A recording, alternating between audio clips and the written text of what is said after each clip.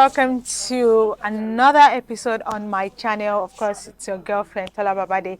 And yes, the Super Eagles played their match against the Cheetahs of Benin yesterday, and it ended 1-1. Now, of course, they went behind in the first half. It was Mohamed Tijani of Benin that got the first goal in the 16th minute before our Victor Osimhen, the African Player of the Year, got the equalizer in the 3rd minute. Now, looking at that match, I felt two type of ways, because of the match. And one was the fact that yes, Rwanda and Libya had already played their match earlier in the day, and probably because the Super Eagles knew, oh yes, Rwanda lost their game, and so they had a chance of qualifying, even if it was a draw that their game against Benin ended.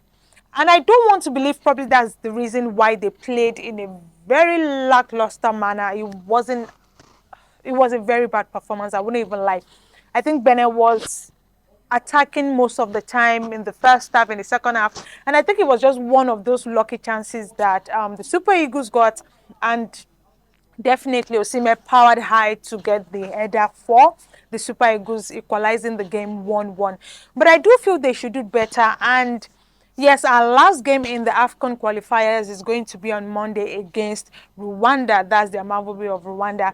And yes, they are qualified at the moment. They are qualified to the finals in Morocco for the AFCON 2025. But you want them to play better, because if we have to then look ahead of the finals that happened, that would be ending this month, they still have the World Cup qualifiers to go for, and they can't continue to play like this if for any reason they want to qualify for the World Cup, because we've not done so in like almost 2 World Cups. So it was quite disappointing to see how they started. The defense was not themselves. The likes of Trist Ekong was everywhere. Semi Ajayi Olaino was also everywhere. It was quite disappointing to see them play. I think this new guy also, Gabriel Shaw, who also joined the team, playing in his first match for the Super Eagles of Nigeria, it didn't look like he knew what he was doing. But then again, I think they got the result. And we, of course, the Super Eagles knew that if they got a draw, that was all that was needed to qualify. And they've qualified. And I think, yes, that's the most important thing. Looking at the fact that they got to the finals of the AFCON, the recently concluded AFCON in January. They got to the final playing against the host nation and eventually losing that game. It was quite a disappointing one, but it was a very good run. So hopefully this time around they can, get it right and probably win it. It will be I think their 3rd time winning the AFCON.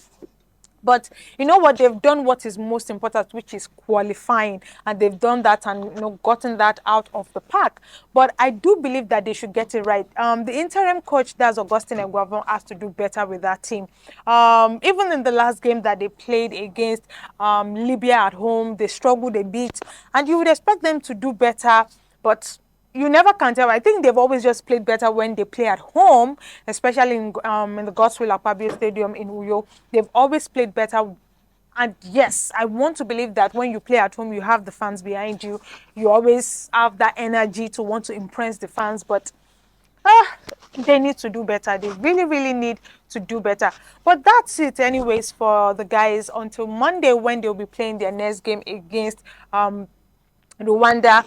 Hopefully, they can play well and play properly, and then this time around they will have to now wait for the World Cup qualifiers, starting I think from next year. But yeah, I hope the coach will get it right this time, and I think even the Super Eagles B team also will be playing I think from next month. But even before that, we are still looking at the AFCON's 2025 qualifiers. Hopefully, they can get it right. But that's the much from me for today. I just wanted to talk a bit, just briefly, about their performance yesterday. And don't forget to follow me on all our social media and do at official FSH on Twitter, Instagram, and Facebook.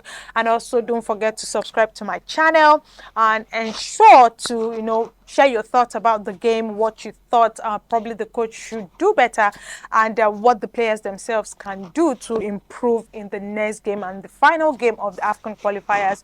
And don't forget to share with your friends, and definitely turn on your post notification button to get the videos when they drop. Anyway, that's much for me for today. Thank you for tuning in again. And until I come your way again, is bye from me.